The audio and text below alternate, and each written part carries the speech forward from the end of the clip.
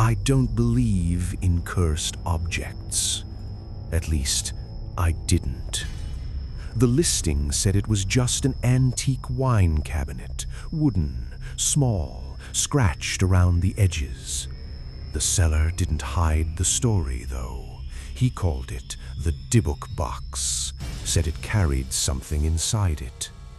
I almost scrolled past it, but the comments under the listing were strange. 3 previous buyers had returned it.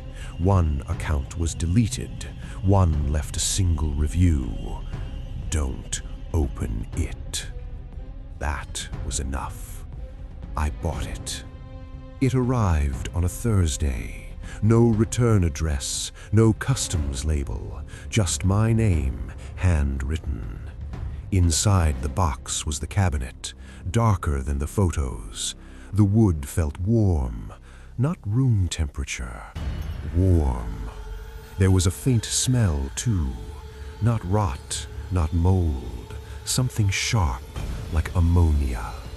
I laughed at myself for noticing. There were small brass locks on the doors, but they weren't latched. They were hanging open. The listing said it would arrive sealed. I told myself shipping must have shaken it loose. I told myself a lot of things that night. I didn't open it right away. I left it in the corner of my living room. And that's when the dreams started. The first one was simple. An old woman standing at the end of my bed, not moving, not blinking, just watching. The second night, she was closer, her mouth slightly open, as if trying to speak. By the third night, I could smell that same sharp scent in the dream, and when I woke, it was in my room, real, strong. I checked the windows, closed, the doors, locked.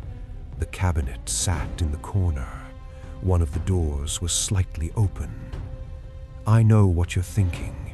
I opened it. Of course I did.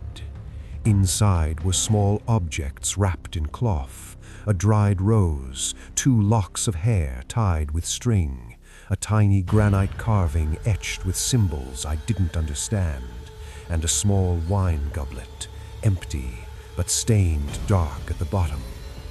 There was no hidden compartment, no mechanism, just space. It felt wrong, not haunted, occupied, like I had interrupted something resting. That night, I didn't dream, I didn't sleep.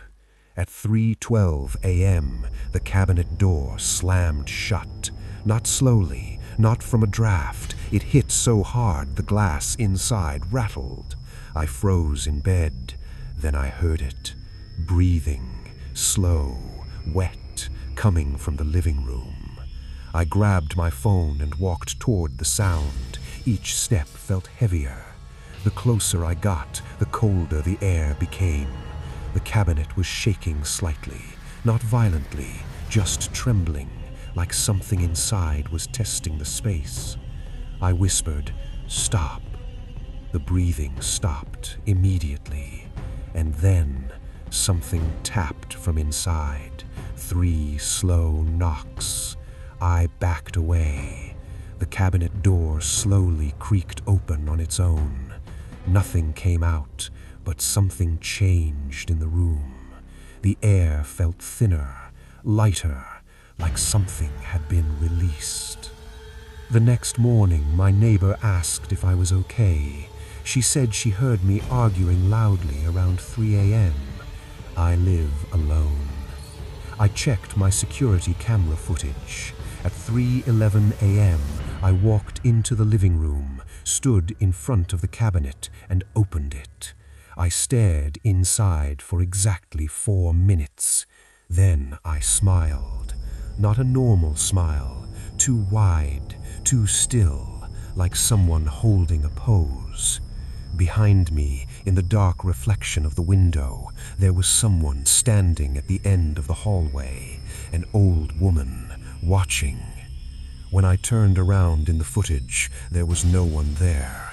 But in the video, I whispered something into the cabinet. The audio was distorted, but I enhanced it. 3 words. "She's not here." I don't remember saying that. I don't remember going to bed. I don't remember closing the doors.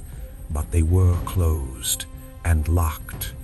I tried to throw it away. The trash collector refused to take it, said it wasn't there. I showed him. The corner of my living room was empty. No cabinet, no scratches on the floor, nothing.